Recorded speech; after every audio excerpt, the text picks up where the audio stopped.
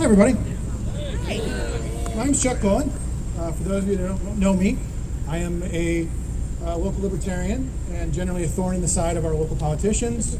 I use the word boondoggle a lot and things like that, and generally have spent the last few years talking about bad ideas and why we shouldn't be spending money on those bad ideas.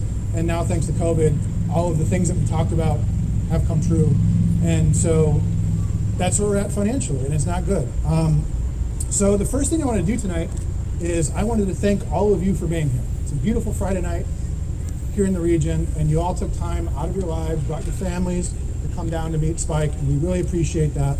I'm not going to be long, but the only thing I really wanted to say tonight was, you know, obviously this is a small and growing party. I just had Spike on the radio with me a little bit ago. We talked about how there's a lot of disenfranchised voters, especially here in the region where we have less than 20% voter turnout.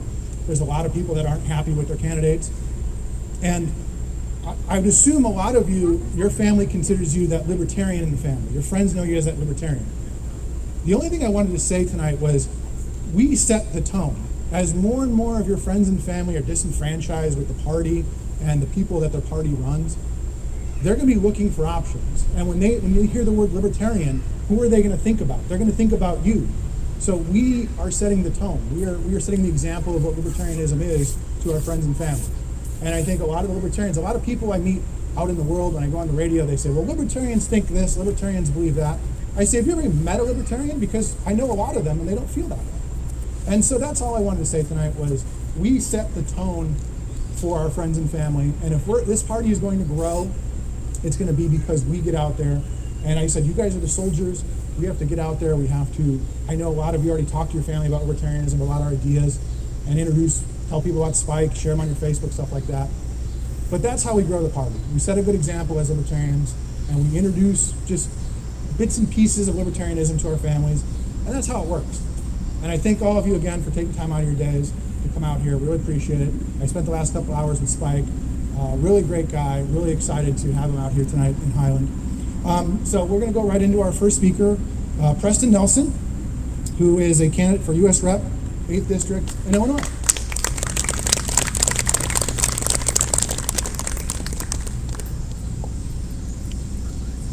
All right, hello. Thank you all for being here. It is very cool that we have so many people here. I've been involved with the Libertarian Party for a little over 6 years now. It gets bigger and better every year. We have this, most importantly, we have you all. And it's very good, the progress we are making. That irate, tireless minority that Sam Adams spoke of, that is you all. Thank you. Thank you very much. We are the people diligently plotting to take over the world and leave everyone alone. So, what separates y'all from me? About 35 feet. Seriously, we need more people who will come up here and run. So many offices, municipal elections are right around the corner next spring. The next general election is just about 2 years away. So start thinking now about what you want to do, the changes you'd like to see made. Start thinking, planning, fundraising now. Time is crucial.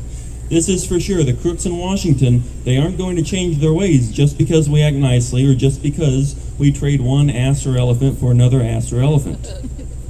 I know I'm preaching to the choir here, but America should honestly ask itself, how bad do things have to get before it finally decides to end its abusive relationship with Democrats and Republicans? And that is where we come in. We provide the alternative and a way out. Woo! You do not need to be an expert to run for office. You don't need a PhD in economics to know that increasing the supply of dollars will result in a less valued dollar. You don't need to have an investigative reporter on your staff to see the incredible government contractors working against public interest to keep America and the world at war for as long as possible. And you don't need to be a doctor to look at data and see an explosion in American obesity and disease since the government began nationalizing the food supply. There's been a real spike in these bad things, and it's not the kind of spike that we want. Almost every Democrat and Republican, they always campaign on ending war. Then they get into office and they make excuses.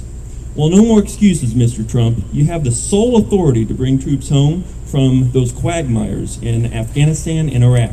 The Democrats cannot legally stop you from bringing our troops home. So what are we waiting for? Both Democrats and Republicans, they force bad food policy. And it's very bad. It's a large reason why I'm running, especially now in the time of COVID when health is so important.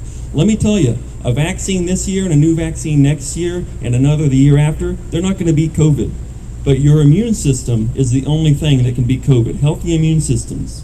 The establishment will keep issuing new money so that factory farms can make maximum profits while serving Americans the most unhealthy food in the nation's history.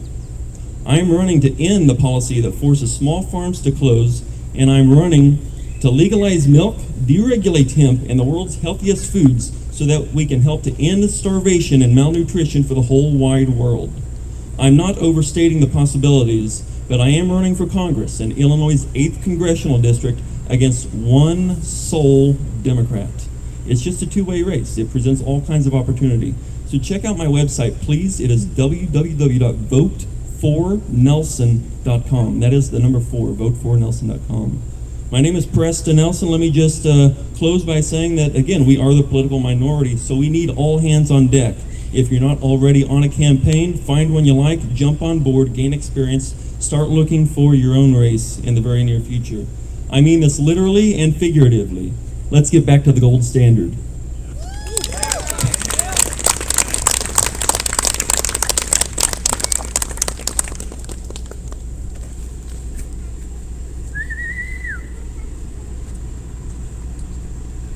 Thank you, Preston. So we're going to switch back and forth a little bit. We've got some Illinois candidates, some Indiana candidates. So we heard from Preston. Next up, we're going to hear from Morgan Rigg. He is running for Indiana State Rep District 52.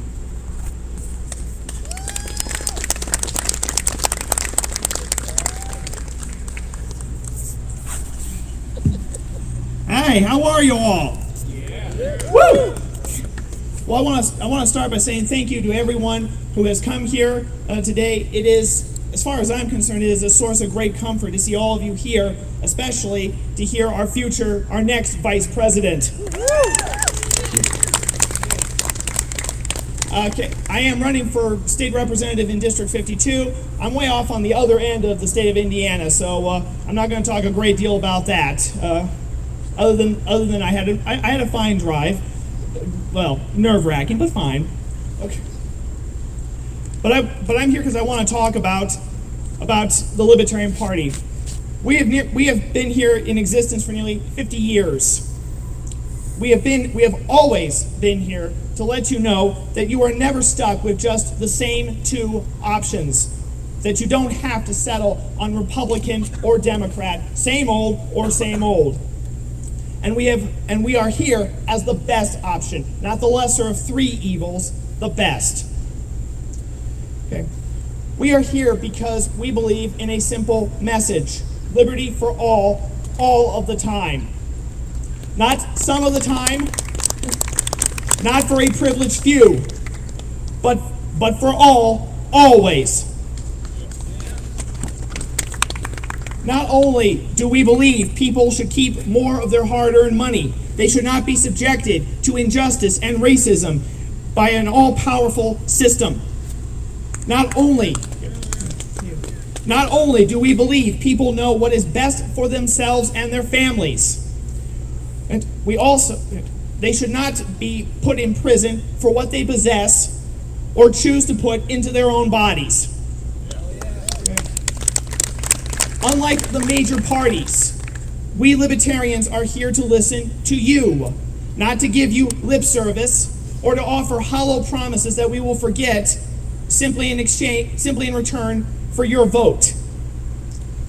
And we are here to communicate how our policies will benefit you, not to lecture you about how right we are. We have always been here in support of cannabis, gay rights, criminal justice reform, civil liberties, and so on, and long before the major parties bravely took a stance. The major parties may claim a vote for us libertarians is nothing more than playing a game, but with the awful alternatives that they offer and the fear-mongering that they spread, I think it's fair to say we all know who is playing the games here. Okay.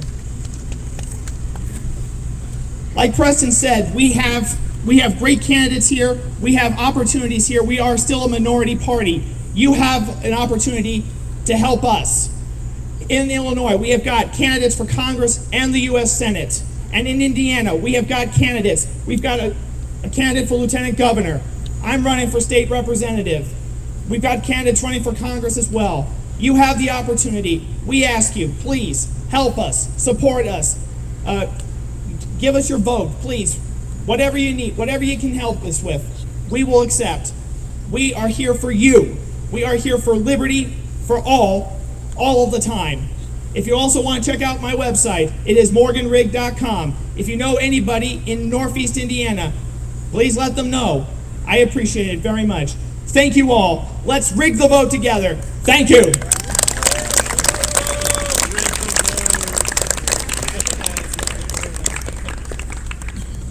Thank you, Morgan. You're here in Lake County. We know quite a bit about rigging the vote. Our next speaker has quite a challenge on his hands. He is trying to unseat a lifelong politician, Dick Durbin. And that's one of the things we see a lot of, is a lot of libertarians take on a real big challenge. You have a lot of lifelong politicians here in the region.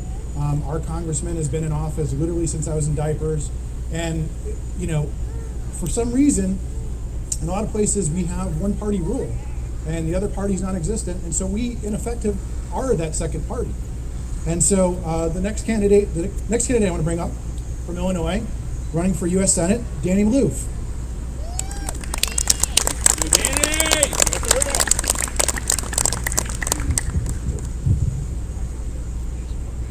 Thank you, Chuck. Thank you, guys. Like Chuck said, my name is Danny Maloof. I am the Libertarian candidate for... Oh, that's right. Looks like Maloof. It's pronounced Maloof in my family. Candidate for U.S. Senate in Illinois. Like Chuck said, I'm up against Dick Durbin, a 38-year incumbent in Congress. And since I started this campaign, I've had a couple of goals. I want to tell you actually about those real quick. The first 3 goals that I've had since this became an obligation for me to run included, well, first off, I'm in it to win it. I grew up wrestling and playing sports and competing, so certainly that is the goal. It's rather unrealistic facing off against Dick Durbin and his $10 million machine, but there are some underlying second and third tier goals. And then actually just recently I came up with a 4th tier goal that I'm hoping you guys can help me out with today even. So my second tier goal is to obtain 5% of the vote statewide in Illinois. For those not familiar with Illinois ballot access laws, we have pretty tough laws in place for us to get on the ballot in Illinois. So signature requirements are off the charts. For U.S. Senate, it's 25,000 signatures required, whereas the Republicans and Democrats need 5,000 signatures. For U.S. House of Representatives, like Preston's race and Bill Redpath, who's running in the 6th district for Illinois, the requirement is about 15,000 signatures for Libertarians and about 1,000 signatures for Republicans and Democrats. So in Illinois, we're trying to obtain 5% of the vote to become an established party and make it more realistic for Libertarians to be on ballots across the state, which this year we had a blessing from a lawsuit. Judge Rebecca Paulmeyer ruled that we would have some relief on those ballot access laws, which helped us get over 30 candidates on ballots across the state and county, statewide, and then local districts as well. So the third tier goal that I've always had in place since I began this campaign has been to educate voters, right? I've always been an armchair warrior, kind of, talking on the internet about libertarian ideas and values, but never really stepped up to the plate. And like Preston talked about, that's what we need more of. It certainly feels like an obligation. And what this campaign is about is helping people to understand that nearly all of the problems we face today are a result of the government being way too big. So whether it's the lifelong politicians putting special interests over the Constitution, this failed two-party system that steals 20 to 50% of our money, engages in endless wars, spies on its own citizens, inflates away the value of our money, and has a $26 trillion national debt. So there's all these problems, and kind of unrelated, but that fourth tier goal that I came up with recently is because I got into the movement initially just when I came across Ron Paul in 2008. And yes, he's the, I mean, every day I learn about somebody else who came to the movement through Ron Paul and the Liberty Campaign for President in 08 and 12. And in so many occurrences where Ron Paul was talking, he had the crowd talk about, giving him a chant to end the Fed. So actually my fourth tier goal that I just came up with that you guys might be able to help out with is to give me an end the Fed chant in just a moment. Because I want to talk about just some solutions, and I know I'm preaching to the choir here, but libertarian solutions are required for these authoritarian problems that we consistently see from the failed two-party system. So of course we need to bring our troops home, we need to end the bailouts and crony capitalism, we need to repeal domestic spying programs like the Patriot Act.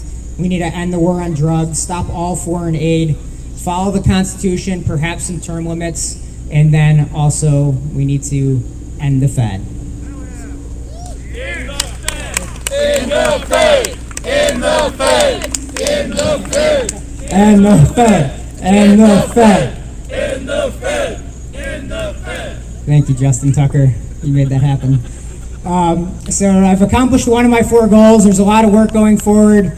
I guess I've accomplished the educating people along the way as well, but a lot of work ahead of us on the way to November 3rd. So I do thank you guys for having us, folks from Illinois. Welcome you to check out my website at danny2020.com and then throughout social media as well. So thank you for your time.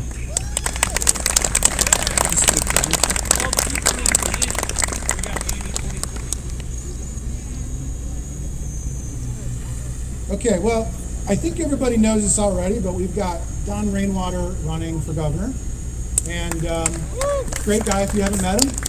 Had him on the radio here recently. Actually, a lot of people reached out to me afterwards, not normally libertarians, and said we really liked Don's message. And they even sent him some money. So that's the goal of, getting candidates out there. So since we have the vice presidential candidate here, it only makes sense to have the lieutenant governor candidate of Indiana, William Henry.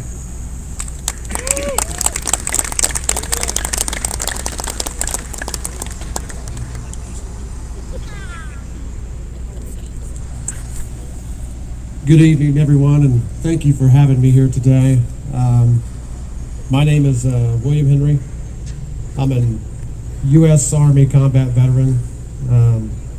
I deployed to Afghanistan and Kuwait as a photojournalist, and I covered a lot of stories over there, overseas, following around our infantry troops, our military police, our provincial reconstruction teams and things like that, and told the story of the U.S. Army while I was deployed serving this nation overseas.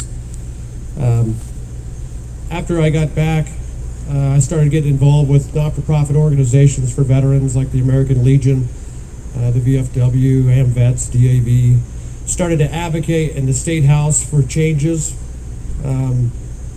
I helped reform what was known as the Big Four, and that's the Big Four service organizations. And we all came together to the table along with the other smaller organizations, and we figured out what was wrong with our veterans being served here in the state of Indiana. So we worked out some reformation on some of these programs. And we were pretty successful. In the first year of the reformation of that group, we had 13 bills for veterans signed into legislation after that reformation. So, yeah. A lot of veterans got helped by those bills, and the years that passed over the next 2 years, we passed even more bills. So we got a lot of stuff done for veterans here in the state, just on the advocacy side. During that time, I helped expose some misuse of some funds from one of the Indiana departments. The Veterans Department was misusing tax dollars, misusing the, everyone know the In God We Trust plates for Indiana and the military veterans plates go into a certain fund. I received paperwork that showed wrongdoing, or at least led showed me that there was something wrong with the fund. And I turned that over to the IG, or tried to, and do the right thing, but my head rolled in that department because of that. But what that did, that was the smoke that I received. But what that did, following through with that, and still pushing the fact that I had that information, led to a lot more information being exposed because of that, which showed a systemic problem within the departments of Indiana, especially the Veterans Department, and misuse of funds and federal funds. My head may have rolled for that, but you know, the right thing was done and the right things were taken care of, and that department is a lot better off now with that leadership out of control of those funds. Woo!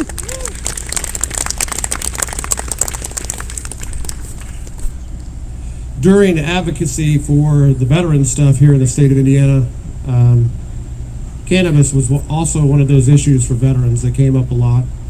And I got a chance to advocate at the State House for cannabis.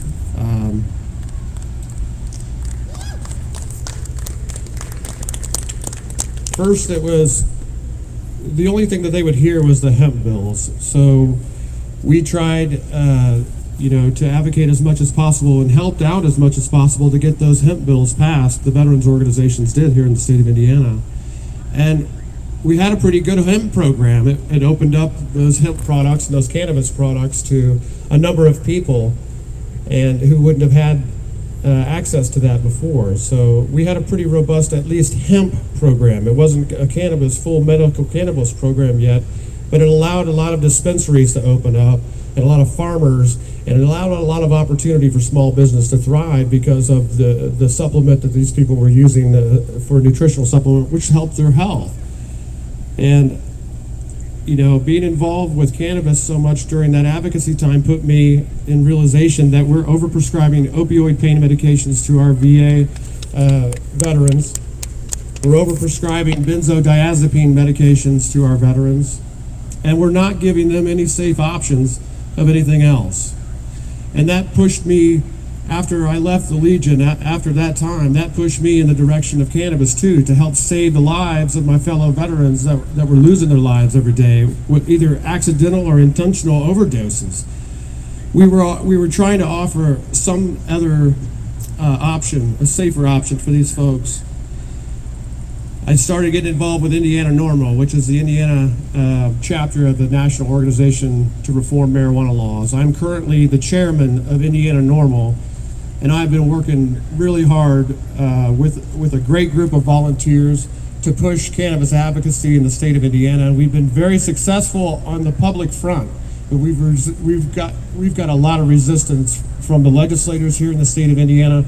We've got a lot of resistance from a lot of people who believe in the stereotypes and the stigma that come along with cannabis, and they don't understand the science behind it, and they're not trying to understand the science or learn the science behind what cannabis is. They don't talk about the endocannabinoid system.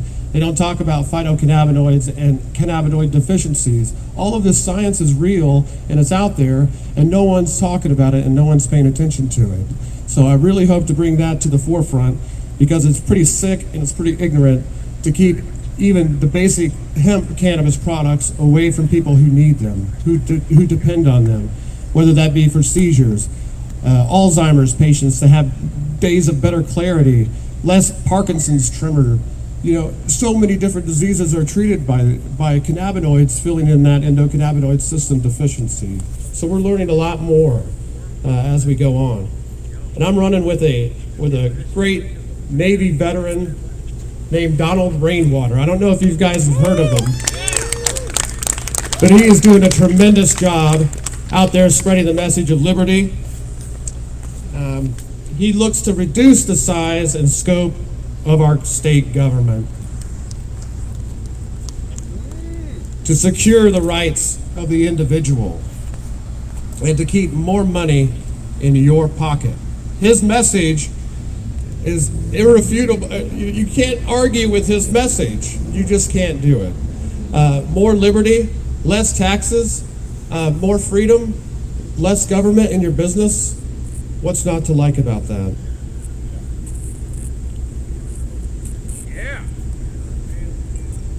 As Lieutenant Governor, I hope to work with the state legislature and all levels of the administration to reduce government spending and taxation, reform the cannabis laws in Indiana, crush corruption, reform ethics laws, and improve military and veterans programs.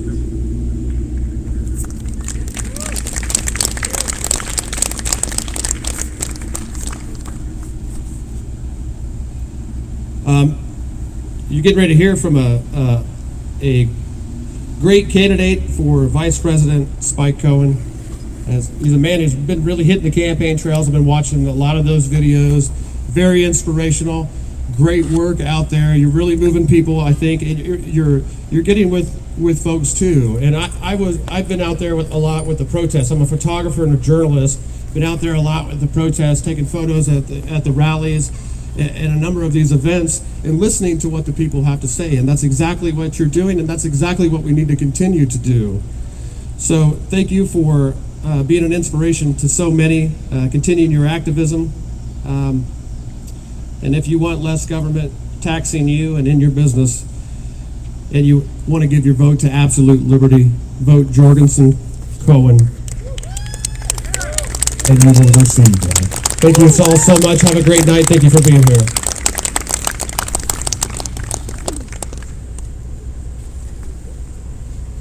Okay, so we've got one final speaker coming to us from Illinois. One of the things about libertarians is you can never accuse us of not having a lot of passion for our causes and for liberty. And also, a lot of us put in a lot of hard work. We work on a lot of different committees, work with a lot of different people on different things. Our next speaker is the chair of the Ballot Access Committee, and he's also running for U.S. House District 6 in Illinois, Bill Redpath.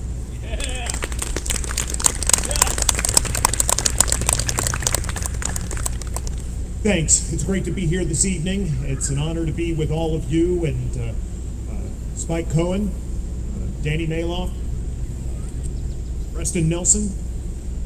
It's great to be with libertarians here in Indiana, where we have ballot access, fortunately. You see people, a lot of politicians, particularly politicians in the Democratic Party, go on and wax eloquently about voting rights. We fought so hard for voting rights. We have to protect our democracy. We have to protect our vote. But then they turn around, they and the Republican Party, and do just about everything they can to keep third parties off the ballot and independent candidates off the ballot in the United States. It's really shocking what goes on out there. I know this is a Libertarian Party rally, but in this state, do you realize we have ballot access? We're very fortunate, the LP. But do you realize in this state, if you want to start another party, want to get on the ballot, Green Party or the Constitution Party, it takes over 44,000 signatures of registered voters in Indiana currently to put a new political party on the ballot. The Libertarian Party in 1994 got on the ballot. We've been able to stay on the ballot ever since, getting 2% or more of the vote for Secretary of State. The Indiana Party's done a great job retaining ballot access over the years. But it's amazing the depths to which the major parties will stoop. In Wisconsin right now, this is unbelievable, this is true. In Wisconsin right now, the Democratic Party has worked to keep the Green Party off the ballot simply because their vice presidential candidate moved during the petition drive. And the Green Party contacted the state of Wisconsin and said, what do we do? They have the address of the candidates, the presidential candidate and the vice presidential candidate on the ballot. What do we do? They said, oh, it's okay. Just go ahead and change the petition to the new address. Start circulating a different petition with the new address, and it'll be okay. Well, it takes 2,000 valid signatures to get on the ballot in Wisconsin, and the first petition got 1,800 signatures with the vice presidential candidate's old address, and the second petition got 1,300 signatures, 3,100 signatures. No problem, right? Got 2,000 valid signatures there. Oh no. By a 3-3 vote, the 3 Democratic members of the Electoral Board voted no, 3 Republicans voted yes to put the Green Party on the ballot in Wisconsin, but it was a tie vote. Therefore, the Green Party was not put on the ballot simply because the vice presidential candidate happened to move from one place to another in the midst of the petition drive. It's unreal. This is what's going on out there. In Pennsylvania right now, The Democratic Party's trying to keep the Green Party off the ballot.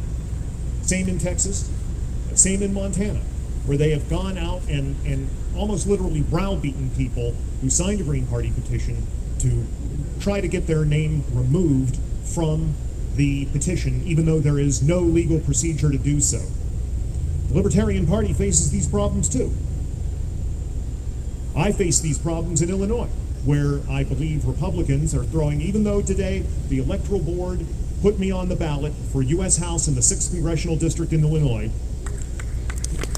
even though they did that today, believe me, there are people there throwing everything in the kitchen sink at me, trying to keep me off the ballot, and I don't think it's over yet, unfortunately. I hope it is, but I fear it's not.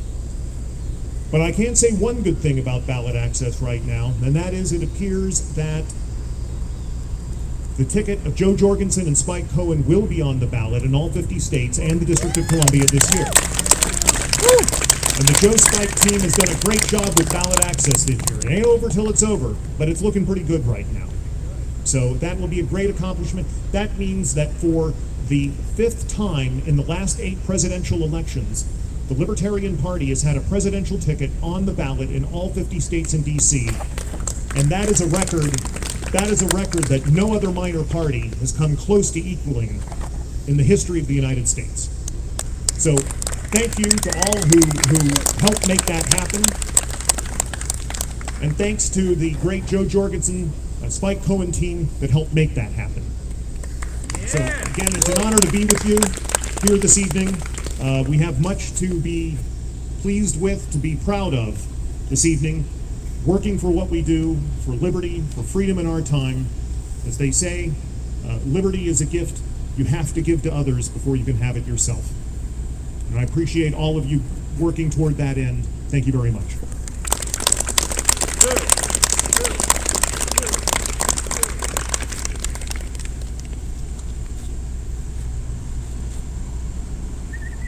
So before I introduce the man that you all came here to see, I just wanted to once again thank everyone for coming out. It's a beautiful evening. Take time out of your lives to come here, bring your families, really appreciate it. But I also wanted to thank all the candidates, because for those of you who've never run for office, it's a lot of work, it's a lot of weekends, it's a lot of nights, a lot of paperwork, and it's not always the most fun thing in the world. So I want to thank everybody for coming out that's running for office. Let's give them a round of applause.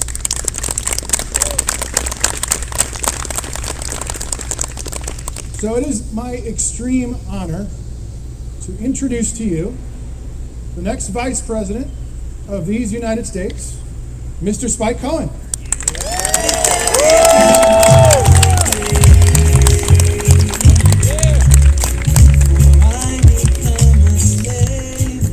Thank you, thank you. Thank you so much. Highland, Indiana. Highland, Indiana. Thank you so much for coming out. And before I get started, thank you to the Libertarian Party of Indiana, the Libertarian Party of Chicago, the Libertarian Party of Lake County. Thank you to Bill and Preston and Morgan and William and everyone else that spoke. And thank you to y'all for coming out. I want to give you a hand of applause. Let's get a round of applause for y'all for coming out. Thank you so much. Thank you so much for coming out. Thank you so much. I already am in love with Highland. If for no other reason than I like referring to you as Highlanders. Please tell me that's what you call you. Do you call yourselves Highlanders? Okay, because I mean that's what I'm going to call you. So I apologize. Also, I'm a little bit confused. So we're right in between right at the border of Illinois. Who in Indiana? Who here is? I guess applause if you are a Colts fan. Okay, and then I think I know where this is going to go. Now applause if you're a Bears fan. Okay, all right. Okay. How about how many Cubs fans? Okay. That kind of messes up my joke, but anyway. How about them Packers, huh? No, thank you. So my manager told me to say that, and he said it would be funny, and by that he meant he would enjoy everyone booing me, so thank you for that. Folks, the reason we're here is not just to hang out with you lovely folks. Oh, and thank you to how could I forget? Thank you, of course, to our lovely, friendly neighborhood journalists at the CNN Boys for helping keep decorum and security here. Let's give them a round of applause.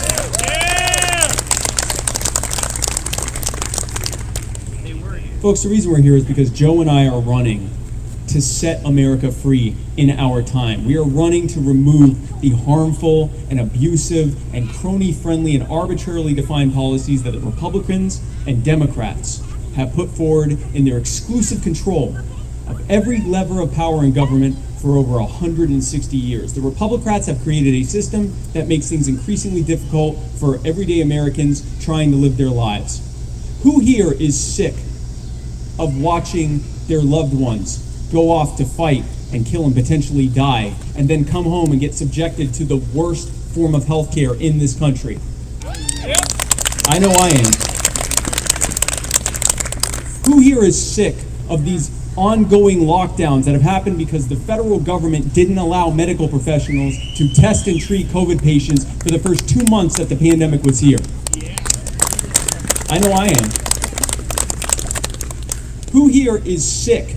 Here we are in what is considered the Rust Belt. Who here is sick of watching entire industries flee, not just here, but this entire country, because of horrific economic policies that they've been imposing for decades now, which cause you to lose good jobs that are sent overseas? Who here is sick of that?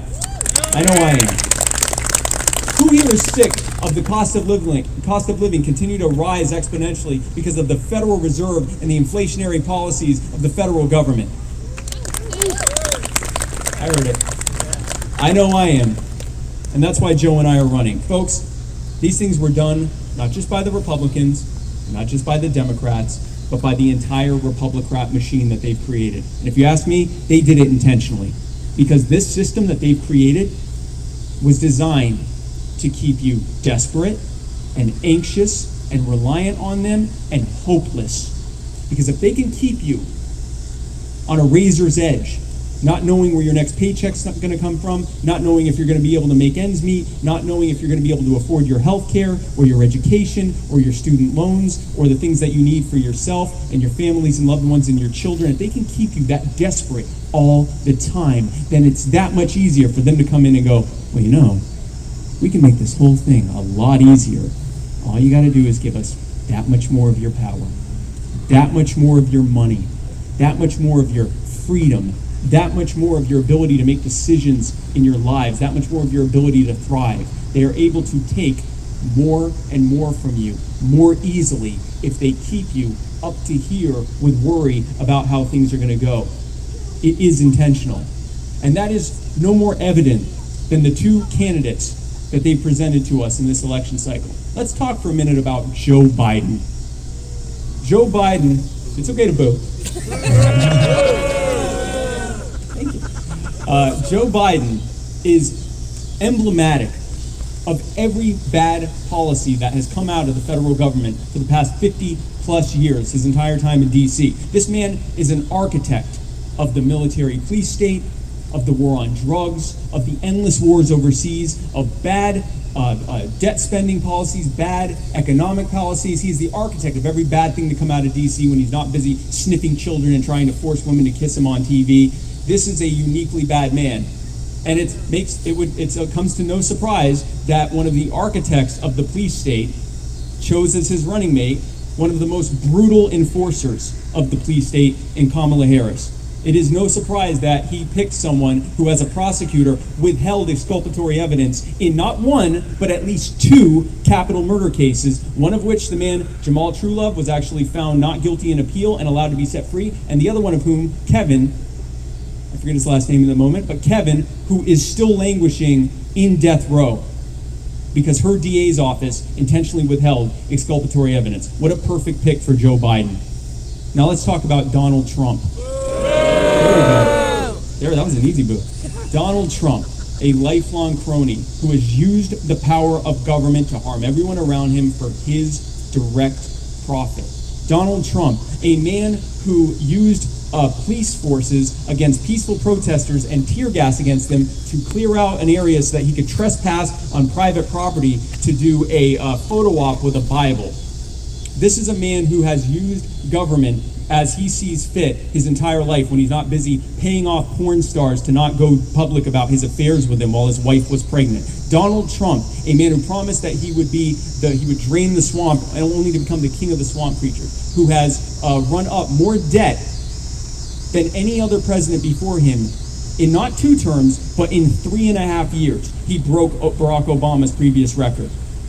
He said that he would protect your right to keep and bear arms, and yet he imposed more gun control legislation than both Obama and Clinton and Bush combined. Donald Trump, who said he would cut spending, instead, spending is the highest it's ever been. It's nearly double this year. These are our choices that the Republicrats have given us, and they're both terrible. And they both happen to tell you the same thing. I may not be great, I may not even be good. I probably suck, but if you don't vote for me, you're going to get this other party that I work with every single day to screw you over. And here's the option we give you, Dr. Joe Jorgensen. That's right, Joe Jorgensen, a brilliant self-made entrepreneur, someone who no one is worried about her being able to pass a cognitive test, folks. Here is someone who can eloquently break down the problems that we face, how the Republicrats have created it, and how our common sense libertarian solutions are the way to fix those problems. Not just from me and Joe, but from people like Preston and like Sasha Cohen, who for some reason decided he didn't want to talk, and from Morgan Rigg, #Rig the Vote, and from William, and from everyone else, and Danny, and from everyone else that's running. Bill Redpath, how could I forget Bill Redpath? Everyone else that is running up and down the ballot in all 50 states plus DC, not to take control from you, not to take more of your money, but to take the power and the wealth and the freedom that was taken from you by those pandering, craven politicians and the well-heeled, politically connected billionaire cronies who bought and paid for them to be in office, and put that power back where? In your hands, where it always belonged. That is what we are running for. And folks, in order to... Thank you. You can applaud that. Folks, and in order to be able to do that, we need your help. If you haven't already done it, the first thing you can do, I encourage you to go to lp.org and sign up and join the Libertarian Party. We need your help, and we need people on the ground to do what needs to be done. Look around you. The people that have helped here, both in Indiana and Illinois and Lake County, and the candidates here, they would be happy, once you're a member of the party, to set you up with your state and local affiliates so you can be on the ground, be part of our grassroots army for human liberty, fighting for a world set free in our time. You can do that. And then once you're done with that, I encourage you to go to joe20.com. We have a volunteer form that you can fill out. We would love to have you join our team. And the last thing that I ask you to do, and it's the thing that I hate, it's the thing that I hate talking about the most, it's money. In order to be able to do bus tours like this, in order to be able to do social media, viral videos, in order to be able to do streaming videos on Hulu and things like that, in order to be able to do media ads, TV and radio ads, we need money. And we're at a disadvantage because we don't take your money. Unlike the Republicans and Democrats, who not only get automatic ballot access, but they also get to rob each and every one of you in taxes to help pay for their campaigns, because they believe that they are entitled not just to your vote, but to your money for their campaigns. We don't believe that. I don't believe that we are entitled to your vote. I certainly don't believe we're entitled to your money. That's not why we're running. We're running to give you your money back. And I'll tell you right now, I don't believe I'm entitled to your vote. I believe that, and everyone else here running in the LP believes, that in order to get your vote and your support, we need to demonstrate to you that our ideas are the best way forward, and that our common sense solutions will fix the problems that all of us as Americans are facing. So if you have decided, based on what you've heard today, or maybe you already decided before you came here, that our ideas are the best and that we have earned your vote and your support, then I ask you to donate what you can. I'm not going to ask you to give till it hurts. I'm not going to ask you to max out or anything like that. Whatever you are comfortable and able to give, I ask that you give, because it allows us to be able to do the things we need to do to make as big of an impact as possible. And I greatly appreciate your support, and I thank you for coming out. Now, we are going to do a Q&A real quick. I don't like doing really long speeches because I don't think people come out to hear me just talk about how great I am. I think that the best thing that we can do with our time is have to hear from you and answer the questions that you came here to ask me. So we're going to be doing a Q&A, and while we are waiting for people to start lining up for that, with this beautiful specimen of a human being here, Mr. Sasha Cohen, no relation? I guess I'm far enough back relation. While we have people lining up to do that, I just want to thank you again for coming out, and I want to tell you, you are the power. We have the power to take back our power, our wealth, and our freedom. and it starts here, and it starts now. And I believe our time is now, and I appreciate your time. So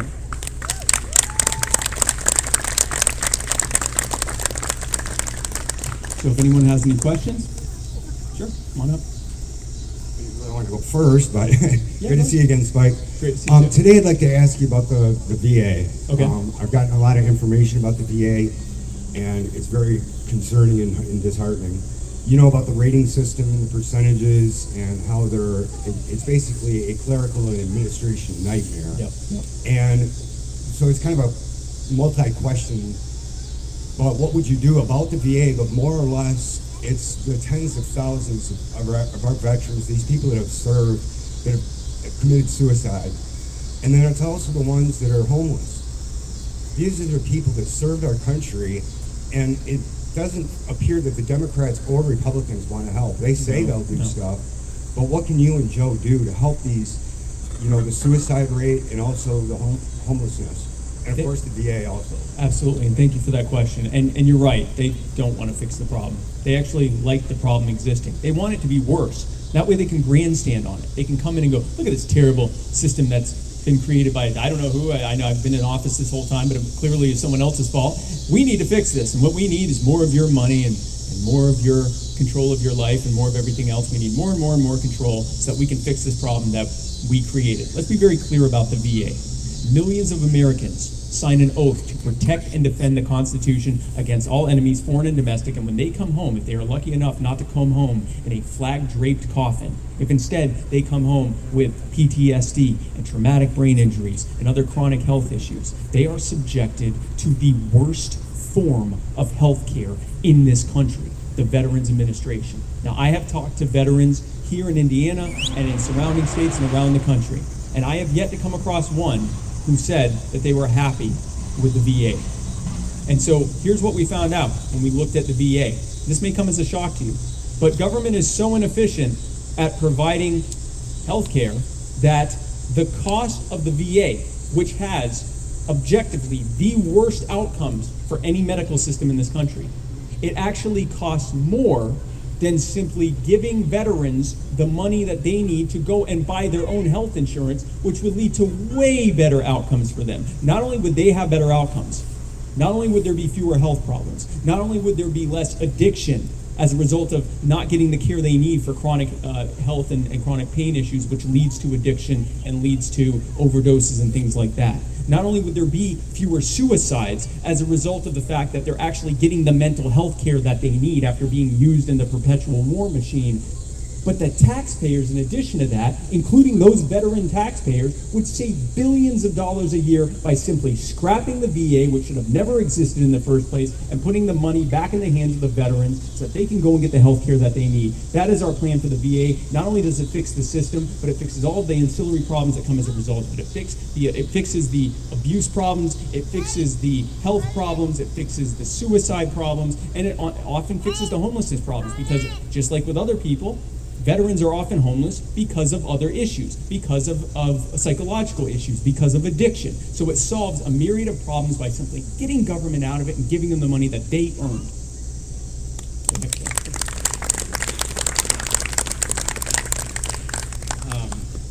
Nice to meet you. Good to meet you too.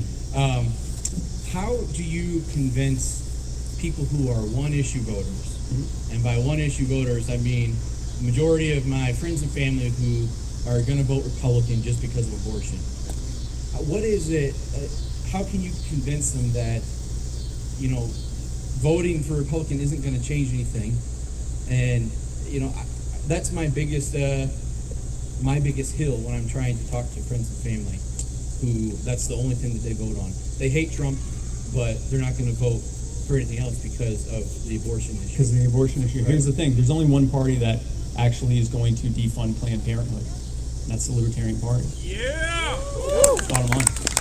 The Republicans have talked about it, but I would say after the past few decades of them saying they're going to do that, only to just never actually do it. And in fact, Donald Trump did something incredibly cynical. He defunded Planned Parenthood, but he did so knowing that then Medicaid would backdoor fund it to the Title 8 program or Title 9 program. So it got actually more funding than it got when it was being directly funded by the federal government.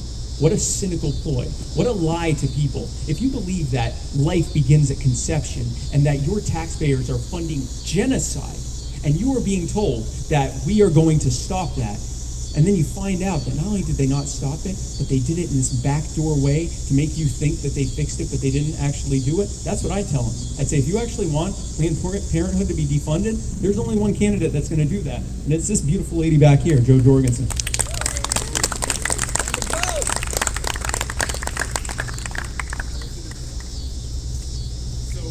Just answered one of the questions that a family member of mine had about abortion. Okay. There's another question that she has.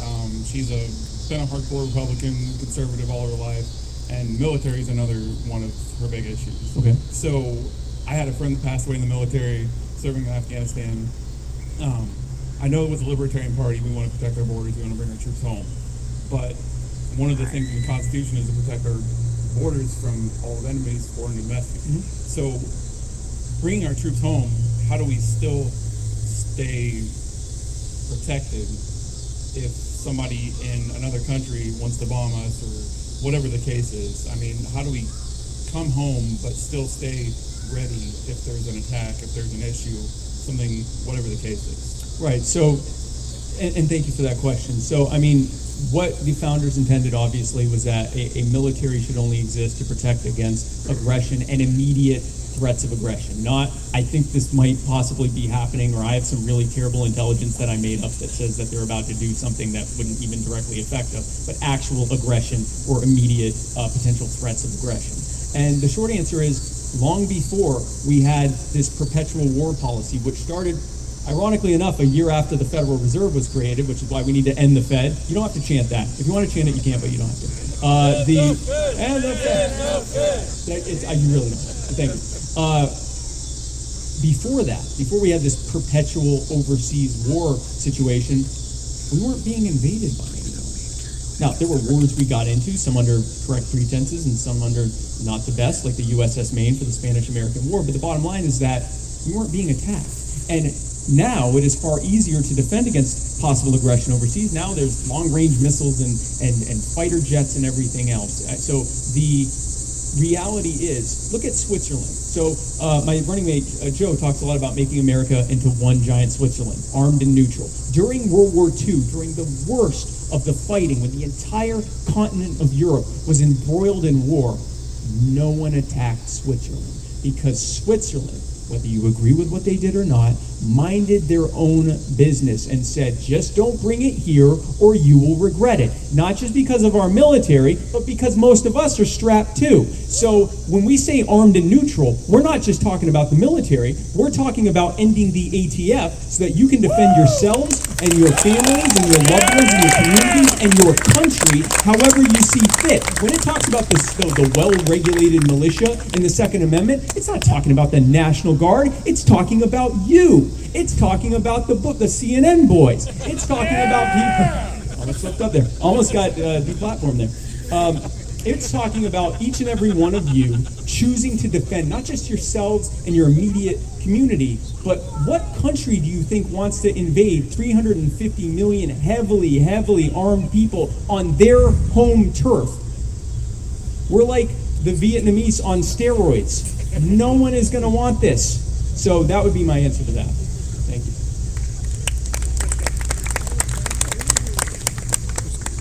Nice to meet you. I just wanted to start off. I'm a type 1 diabetic. Okay. And it may come to as a surprise to you or not that there's thousands of people like me with disabilities that are wondering, how do you plan to lower the cost of healthcare? Because the stuff I use, it costs me about $1,500 every 3 months. It's killing me. Yeah. And it's insulin. Insulin, and then I got an insulin pump and a sensor. Okay, so insulin, as you probably know, and by the way, I empathize with you on your situation. I have MS. I know chronic health issues. It is not fun. They all manifest differently, but none of them are fun at all. Insulin, the drug that you need to live, that costs you, what did you say, $1,500 every 3 months? So you're paying $500 a month for a drug that has been around longer than anyone here has been alive. And in most countries, it's a generic that's sold for next to nothing. Do you know why you pay so much? It's because of that as well. But the biggest reason, specifically for insulin as well as epinephrine, you know why EpiPens, which the active drug in it costs pennies to make, and the machine itself costs a few bucks to make. Do you know why these things that are life-saving things cost so much? Because these companies have patent protection for drugs that have been around for decades, and in some cases over a century. The government has told anyone else who wants to make insulin or epinephrine or any of these drugs that are generic almost anywhere else on earth, you can't make that. This company has a patent protection on it, so we'll go after you if you try to make it. And then that empowers these companies to charge whatever they want. You know why? Because you're not the one often who has to pay for it. It's the insurance company that has to pay for it. It's Medicaid and Medicare that has to pay for it. And for the rare chance that there's someone who just doesn't have coverage for some reason, they can just die. That's how they look at it. And I hate to put it in those kinds of terms because I know how real that is to you, because I know how real my issues are to me. But the people that are in charge and the incredibly cynical, powerful people who sponsored them to be in office do not care if you die. And they do not care how much more expensive the cost of healthcare gets and the cost of pharmaceuticals get, because they become wealthy in the meantime, and then eventually we'll get so sick of it that the government will be able to convince us to just take over the whole thing. And guess who will be in charge of it? Them. The same people who said, you die if you can't afford insulin, and no one else can make it, even though it's been around forever and everyone knows how to make it, that's in pharmaceuticals, and no, you can't go to another country and buy it for pennies on the dollar and come back here with it unless you want to get arrested and put in jail for violating a federal crime, and no, you can't find some other way around it. They're going to decide whether you even get health care or not. The answer, Joe's answer, is to get government out of healthcare. I was talking before about the COVID-19 pandemic. During the time of the pandemic, the first 2 months that it was here, companies were making test kits here in the U.S. and selling them overseas because they weren't allowed to sell them here. Because the CDC said, no, we got to make our own first. And even though these test kits are easy to make, turns out the government sucks at making anything. So they spent nearly 2 months before they finally went, okay, fine, we're never going to be able to do this. And meanwhile, you had doctors illegally testing people for COVID, making their own test kits, which were 90+% reliable. And when they went to the CDC and said there are already people here who have COVID-19, the CDC, the Centers for Disease Control, that the Republicans created supposedly to protect us from this very type of outbreak, their initial response to that was to say, what you did was illegal, destroy those test results, do not tell them they have COVID, send them home. And we think that those people, the people who imposed a pandemic on us back during the time when it could have potentially been contained, that they're going to be good at giving us health care. The answer is to get them out of it. The answer is to get the red tape out of it. The answer is to get the patent protections out of it so that the price equilibrium happens and so that you and your providers decide what you need. Not bureaucrats, not politicians, and not cronies. They decide what you need, and you can get it from whoever is able to provide it to you, instead of with all of these protections and red tape and barriers. That reduces the cost of healthcare. More importantly, specifically for you, it reduces the cost of your pharmaceuticals. And I hope that answers your question. Thank you.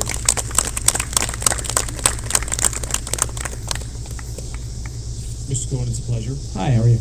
Good. So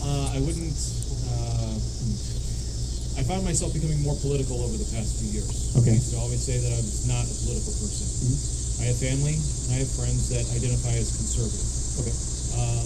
I've heard the argument before that a vote for the Libertarian Party is a vote from the Republican Party, and the Republican Party is the lesser of the two big evils. Right. I don't have an answer for that. What would you say to people of that belief? Yeah. How do you answer that? Well, thankfully, Donald Trump had an answer for that, because he came in and spent more money and imposed more infringements than Obama or Clinton or Bush or any of them. So when someone says, I want to vote for the lesser of two evils, and they're conservative, and you can do this with progressives as well, you can ask them, first of all, don't argue with people, because that never helps.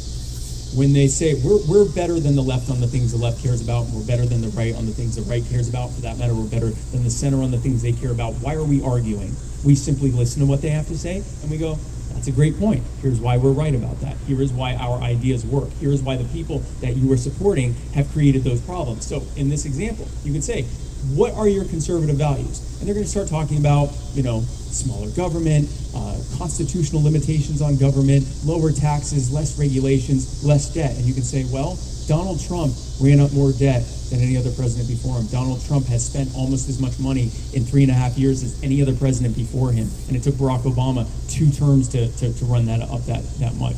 Donald Trump has imposed more infringements on your right to keep and bear arms than the last several presidents in the last nearly 20 years, or actually over 20 years. Donald Trump has broken every major promise that he made.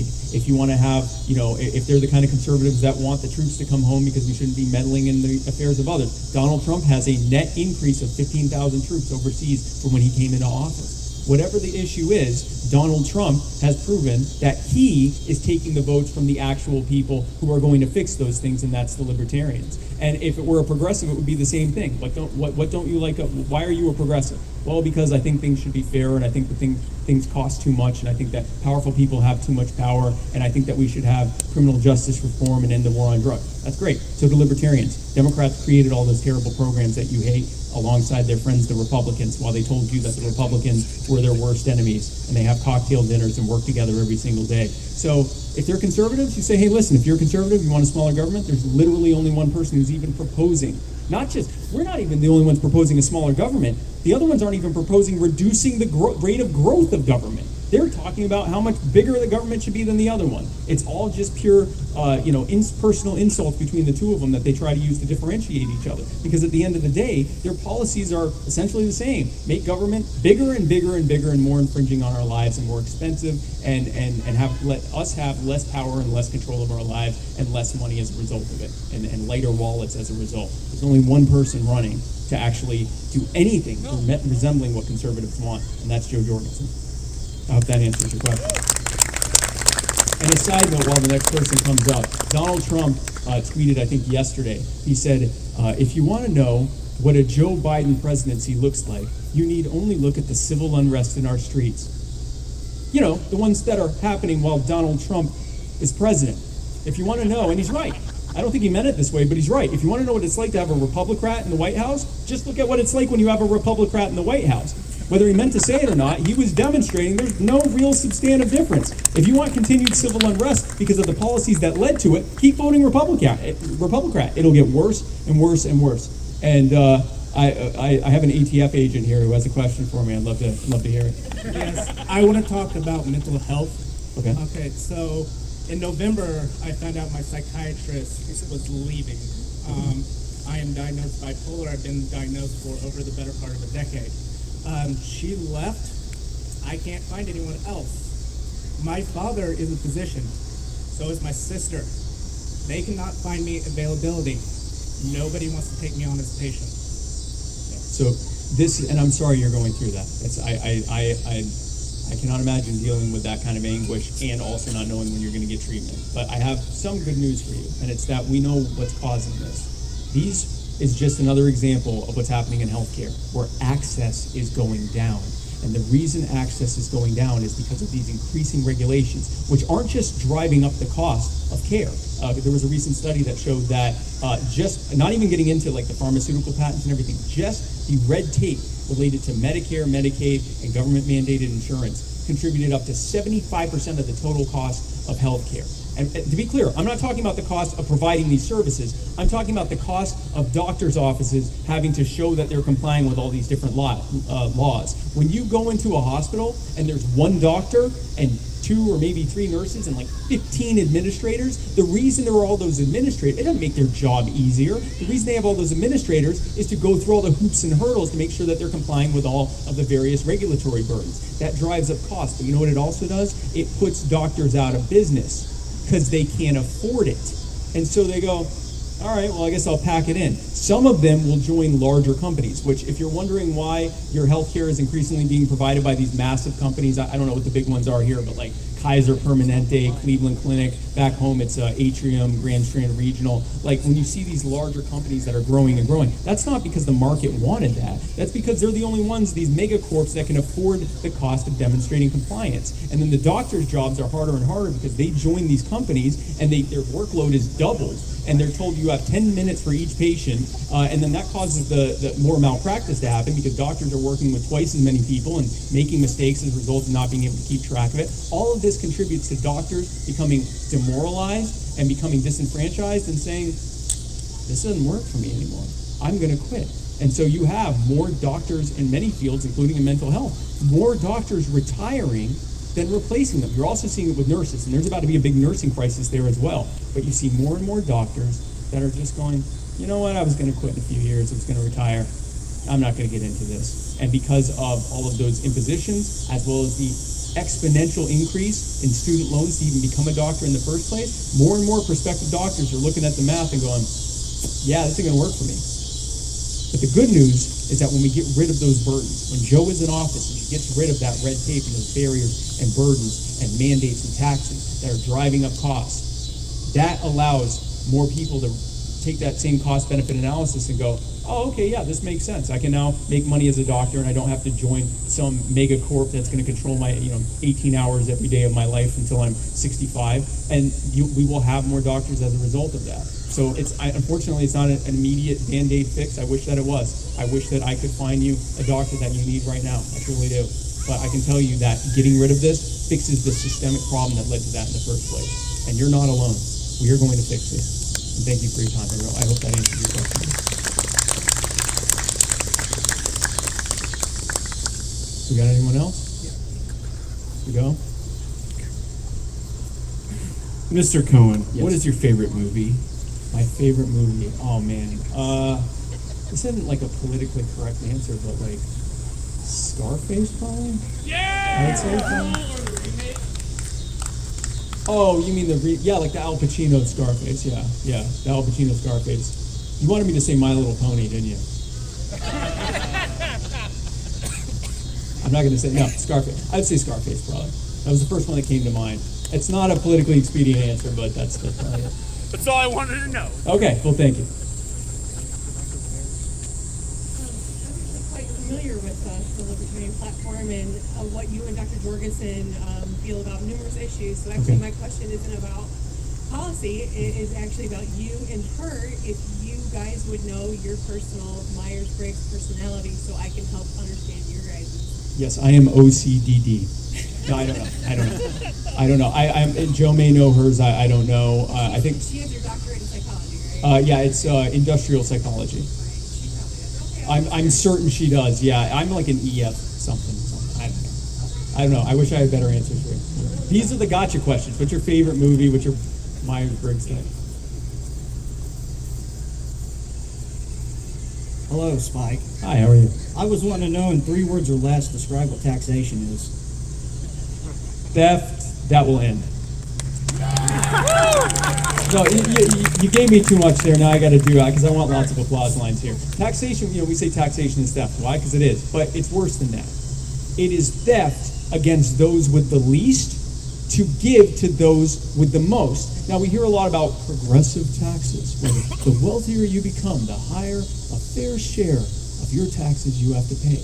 But what happens? If you're rich or you own a corporation and you have to pay higher taxes, you just add that as overhead to the goods and services that you sell and rent to consumers.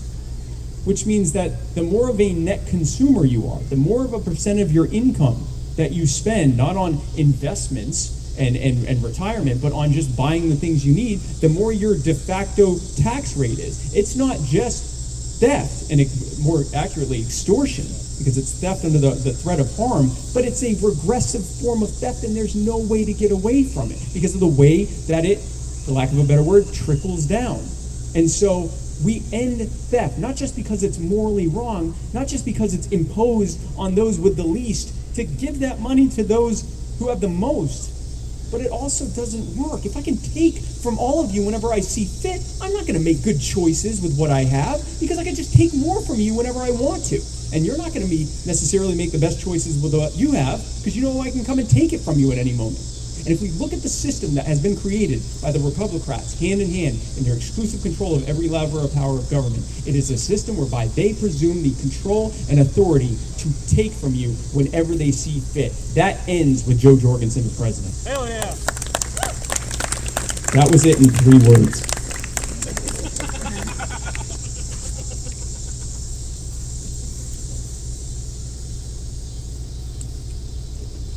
Thanks for coming to Indiana. Thank you. I kind of got a character question. Okay. Would you rather fight a horse-sized duck or 100 duck-sized horses? Okay, so here's the thing. If you've ever seen how a duck acts, would you want something horse-sized that's that aggressive? It's going to kill you. There's no way to get away from it. You could get in your car. It's going to track you down, and it's going to kill you. And I'm not going to even get into duck reproduction because there are children here. It will kill you. It will kill you. Meanwhile, horses are relatively gentle, right? Like, I mean, this is about survival. I don't want to stomp on horses any more than any of you do. But if it's for my survival, I can hopefully get around them and not have to hurt any of them, but my survival is not at stake. This is very simple, and I don't know why this has become a controversy. Obviously, the answer is 50 or 100 or however many duck-sized horses. Thank you. And this is the kind of common sense you get when you vote Libertarian, folks.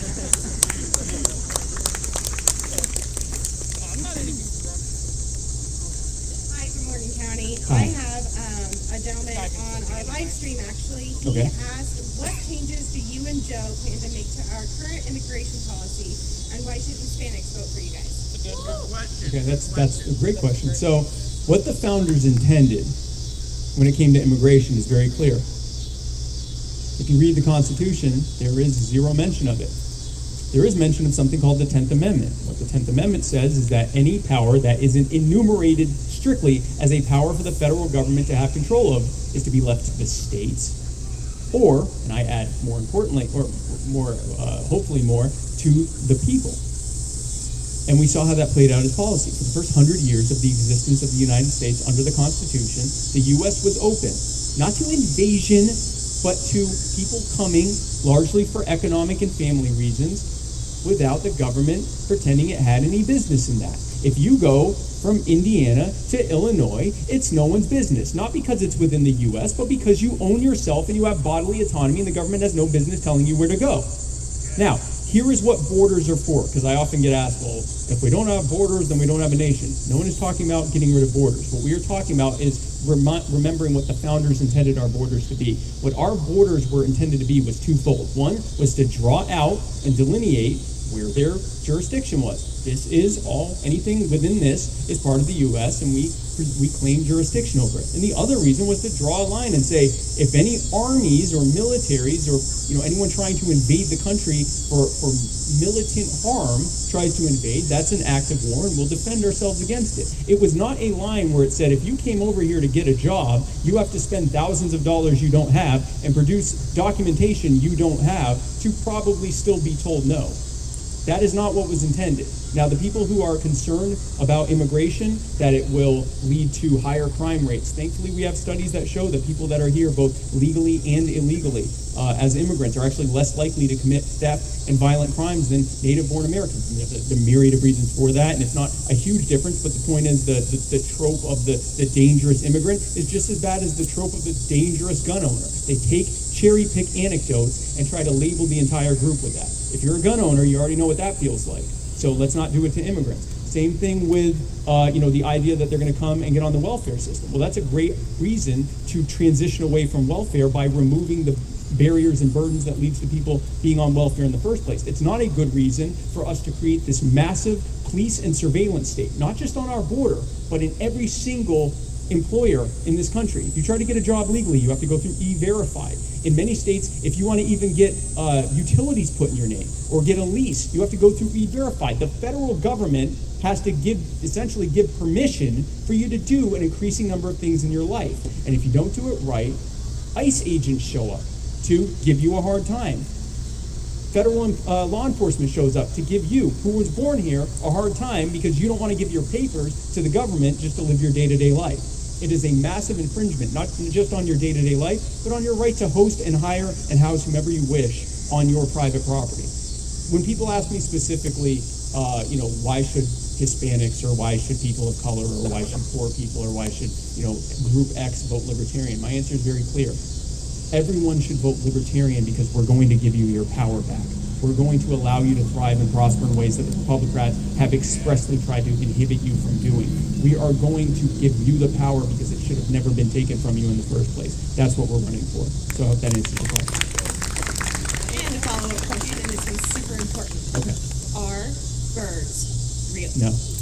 No, if you see a bird, tell it to get a warrant.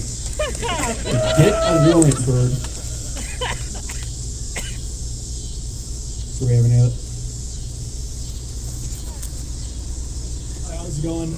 Good, I'm how are just you? wondering how are we going to end the war on drugs and make psychedelics more normalized? I mean, I understand that's not the norm for everybody. Right. But for, the minute group that does, use drugs for whatever reason they do use them for, how are we going to make it more available and less threatening to use them without those kind of consequences? Right. Thank you. Good question. So the short answer is this is actually one that we don't really even need congressional involvement in for the most part. I mean, long term we do, but immediately when Joe's in office, she can direct the FDA to deschedule all the drugs. That ends that. And when it comes to the state level, because there are state laws, but if you look at how most of those state laws are written, they're based on FDA scheduling. They take their cue from the feds.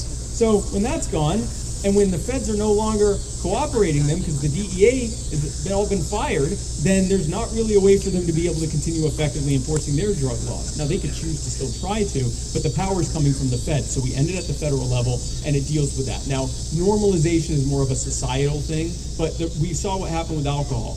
A lot of the stigma around drinking alcohol ended with prohibition because over time, as it just was something that you could get anywhere, and that was something that had only been banned for a short period of time, and yet there was a great stigma around a lot of it. Also with a lot of hypocrites that were drinking and pretending they were against it. But when that was over, the stigma eventually went away. So it's not an instant thing. Some of that's societal. There's some generational stuff there. People who were raised on reefer madness and LSD madness and all of that, and they have a really skewed perception of psychedelics and cannabis and other drugs. But the reality is, the most important thing is we decriminalize it. We remove the criminal aspect of it. We treat addiction as a health issue, which is what it always was instead of a criminal issue. And then the societal ramifications of that are going to come along as well. But in the meantime, no one's going to put you in a cage for it. So I hope that answers your question. Thank you.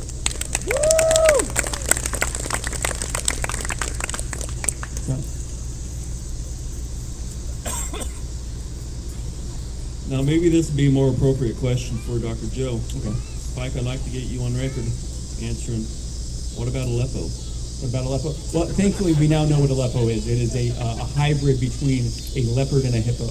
And it is, if only he had known. I mean, who could have thought they'd ask such an obscure question like that on MSNBC of all places?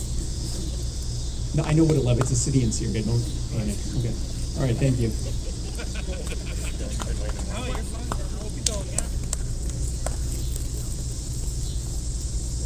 Hi again. I actually have two questions for you. Okay, Is that sure. I want to know exactly how you plan on, bringing criminal justice reform to the United States. And can I give you an uncrustable? You so I'm going to answer the tough one first. Yes, you can give me an uncrustable. Thank you. Thank you. I will keep this always. I will always keep this in my heart, in the best of health. So your question about criminal justice reform, there's a lot of stuff that we can do at the executive level, even before we go to Congress. We can effectively end the 1033 military surplus program, which not only we focus a lot on how that gave military equipment to our police forces. You've got small town cops with MRAPs and tanks and drones, and you have school districts with grenade launchers. But more importantly, that equipment, they didn't just give them that equipment and say, have at it. They gave them military training. Military contractors came to give military training on military equipment that was designed for military applications in a military theater. And they gave that training to civilian law enforcement and then said, now go enforce the law in your communities, or often in other people's communities. And then we wonder why the mindset has become increasingly militant. So we end that. We end civil asset forfeiture, which is a program whereby the government steals from you. And that's what it is. They're stealing from you. They take everything from you if they can accuse you of a crime. And, right at the time when you could potentially use that to pay for your defense, which is what the founders intended, instead they used it to pay for your prosecution. And if by some miracle you are found not guilty or the charges are dropped, you then have to pay money you don't have to sue the government for your own money and stuff back, even though it was just proven in court that they never should have taken it from you in the first place. It's a nice racket if you can get it. That ends immediately. We end no-knock rates. We end mandatory minimum sentencing. We end the war on drugs by descheduling the drugs. We end the war on guns by firing the ATF and rehiring no one. We do these things at the federal level. We defund the police at the federal level and put the power back in the hands of communities to decide where their money goes and how they want their policing to look. This is how we do it. And then, of course, the most important thing, probably the single most important thing, we end qualified immunity.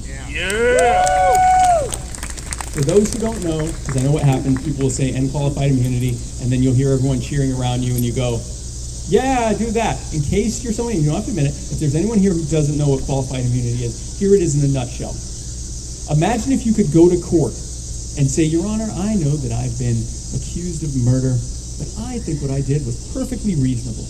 And the judge goes, oh, well, if you think it was reasonable, then I'm going to drop the charges. That's qualified immunity. Qualified immunity allows abusive police officers to infringe upon our rights, even potentially harm us and kill us. And if they decide that what they did was reasonable, they aren't held liable for it. They might be held criminally liable, but they can't be sued for it. And here's what happens as a result of that. Derek Chauvin, the officer who murdered George Floyd, had 17 other complaints against him, including wrongful death complaints. He might have murdered other people. And the Minneapolis Police Department, when they looked at Derek Chauvin, they made the same cost-benefit analysis that police departments and government agencies around the country make when they look at the bad apples in their bunch. They said, this cop is terrible, he needs to go, but if we try to get rid of him, we'll be fighting tooth and nail with the police unions, it will cost us a fortune, and more than likely we won't be able to get rid of him. And because of qualified immunity, he's not costing us anything. We can't get sued, he can't get sued. So, we'll just keep him on the force. And eventually he'll probably murder someone. And we can just put him in jail and now he's off the force. When you end qualified immunity, it flips it all around. Now those same police departments and police unions, when someone like a Derek Chauvin shows up and starts brutalizing people instead of protecting and serving them, now they say, whoa, this guy's going to cost us a fortune, get him out of here. And it changes everything. It encourages, we talk about why aren't good cops stopping bad cops? Because they're disincentivized from doing so. When good cops stop bad cops, they get removed from the force. Ending qualified immunity makes it so that good policing, stopping bad policing, is encouraged, if for no other reason than to reduce the potential for legal liability and civil liability, getting sued. So we end these things, and it solves many of the problems with criminal justice reform. And when the American people see the immediate and profound benefits of not just ending that, but ending the war on drugs, ending the war on guns, bringing the troops home, ending the wars, ending the firing everyone in the IRS, doing all of these things, when they see the immediate and profound benefits of that, living freer and happier and safer and healthier lives because they have more of their own power back, we're able to ride that wave of public opinion all the way to the steps of the Capitol building, and we go to Congress, and we say, now, we're here for you to make some legislative actions that'll make this permanent. So we're going to draw a little line in the swamp here, and we're going to stand on this line with the people who want to work with us to remove the boot from the neck of the people so that they can live better lives and thrive and prosper in ways that they currently can't. Or you can stand on this line, this side of the line, with the people who want to keep that boot on the people's neck and allow continued needless suffering for no other reason than to preserve your own wealth and influence and that of the cronies who bought and paid for you to be in office. And I think that we win that battle every time. I hope that answers your question. Okay. Going back to no-knock warrants, I just wanted to know, what do you think about the murder of Breonna Taylor and Duncan Lund? Every day is a good day to arrest their murderers.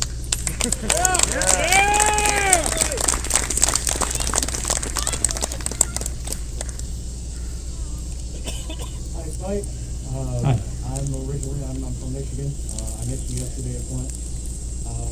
I have kind of stayed true to the libertarian values for a little while, but for the most part, I haven't voted yet. This is actually the first year that I have planned on voting. Thank you. Maybe for Joe Jorgensen and Cohen. Thank you very much. So I applaud that. Encourage this kind of behavior. Thank you. I've never really had much hope when it comes to the progression of our country. Most of it's kind of based off of education and poverty. How do you plan to correct the systemic issues behind the poverty the smaller cities that have like barely any funding for the schools, their curriculums are a lot lower than most of the places that can afford, the higher stuff, and which eventually ends up leading to, continued poverty. Right. How do you plan on fixing that? The core of all those systemic issues is economic reliance. They are poor because they've been put in a position of generational poverty and they can't afford it for themselves, so they basically get the scraps of the crustable. That's a terrible analogy. Stop using it. So here is what my running mate's previous presidential running mate Harry Brown had to say, and I always paraphrase this terribly. He did it much better. But basically, here's what the government does to the poor and the working class. It shows up, beats them within an inch of their life, takes their loaf of bread, steals their wallet, gives them a few crumbs from their bread, and takes a few bucks out of their wallet and uses it to buy them a crutch, throws the crutch at them, keeps the rest of the wallet, and says, hey, if it wasn't for me, you wouldn't have those crumbs, and you wouldn't have that crutch that you so desperately need. No, if it wasn't for you, I'd have my whole loaf of bread, and I'd have all my money, and I wouldn't need a crutch because I wouldn't have gotten beaten up. I wouldn't be hobbled. This is what the welfare state is. This is what systemic poverty is and generational poverty is. It is a system of barriers and burdens that have been put in place to make it increasingly difficult now, not just for the poor and the working class, but increasingly for the middle class. And we're seeing that with these student loan issues. For the middle class and even some of the upper middle class to try to get ahead in life. They keep removing rungs from the economic ladder so that people fall into that social safety net, so that they can point at that net and go, if you get rid of us, then you lose your net. Because those libertarians are going to come in and take your net. No, we're going to put the ladders back so you can get out of it. So what does that actually look like? Here's a perfect example.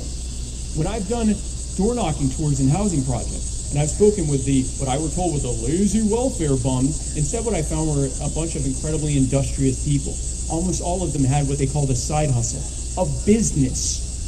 They had a business that they used, and it was everything from braiding hair and mowing lawns and electrical working and plumbing and fixing roofs and glass work and detailing cars and emceeing and everything else. Food service, a lot of food service stuff. All these little, basically small businesses. Now, I owned a small business that I grew into a fairly successful business, and I learned the number one thing you need to do is market yourself well. Do you know what they can't do? Market.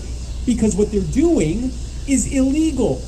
Not because they're harming anyone, but because they can't afford the thousands or tens of thousands, or depending on what they're trying to do, hundreds of thousands of dollars in compliance costs, occupational licensing fees, minimal educational requirements. Not to be a lawyer or a doctor, but to braid hair.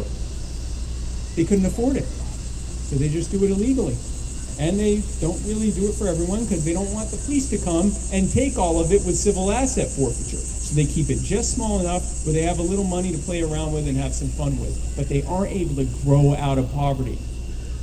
If we get rid of those barriers and burdens, they grow out of poverty. Now issues like underfunding of education, issues like not being able to afford higher education, issues like not being able to afford better streets and infrastructure that attracts businesses, not being issues like everything, the cost of healthcare, every single issue that they face, all of those things will be solved when they're growing themselves and their loved ones and their communities out of poverty. Not because we're handing them money, but because we're simply removing the barriers and the burdens and the hurdles and everything that is in place that makes it so hard for them to thrive in the first place. That's how we solve that problem. We solve it at the systemic level. Thank you.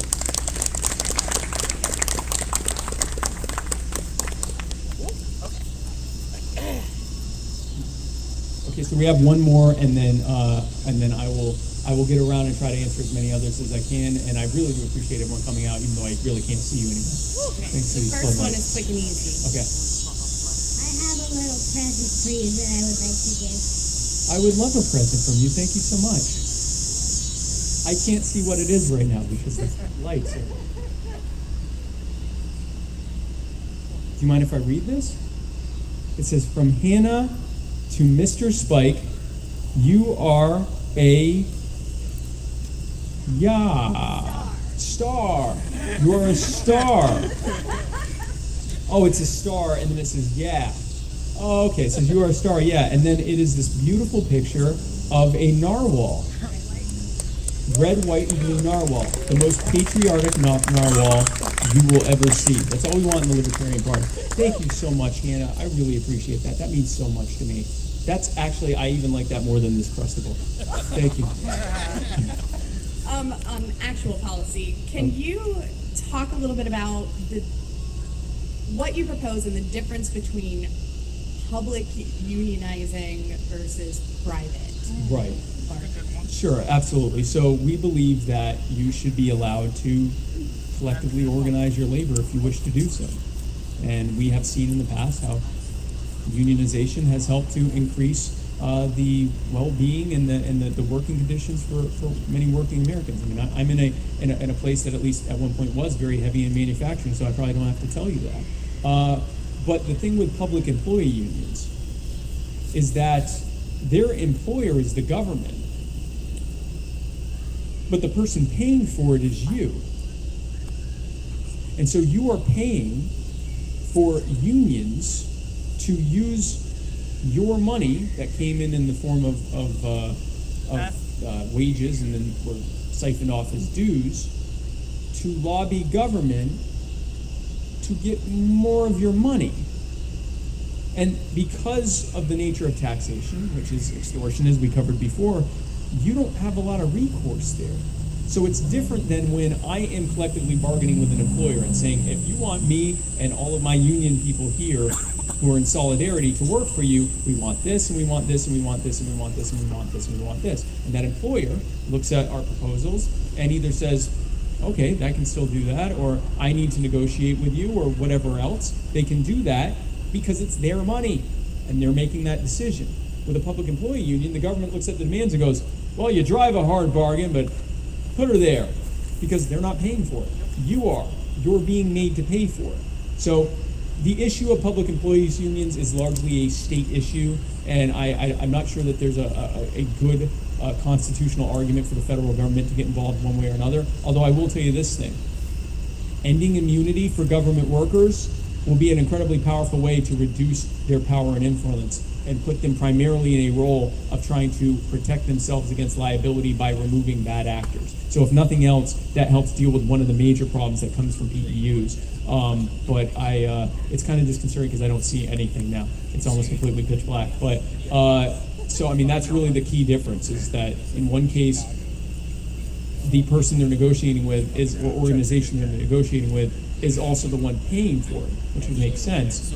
But in this situation, the person negotiating, they're not paying for it, you are. So what reason do they have to negotiate on your behalf?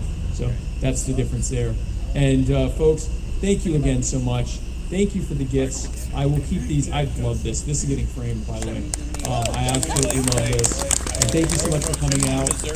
I have no idea what time it is. I know it must be late because I can't see anything anymore.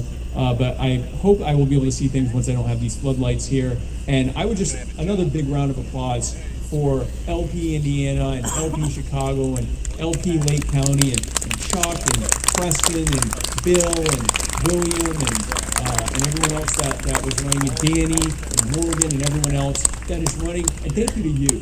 When I say you are the pander, you are the power, I'm not pandering. I am saying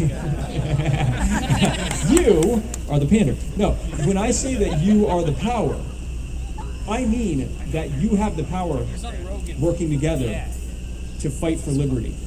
You are the grassroots army for liberty, fighting for a world set free in our time, and our time is now. Thank you.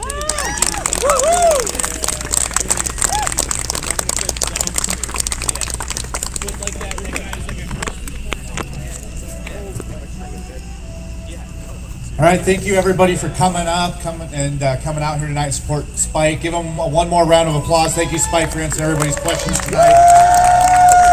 As he said, you are the power. You have the power to join Libertarian Party. You have the power to join the state affiliates here. If you have not done so, we have a booth in the back.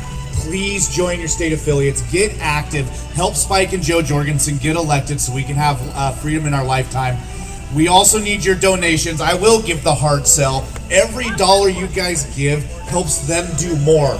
Every $5 sign, every $1,000 newspaper ad, every radio buy comes from hardworking people like you. So if you can give a little bit more money tonight, please do. We've got donation envelopes in the back. We've got a jar here. And just thank you guys so much for coming out. The campaign appreciates you. And make sure to tell all your friends how awesome Joe and Spike are. Thank you so much.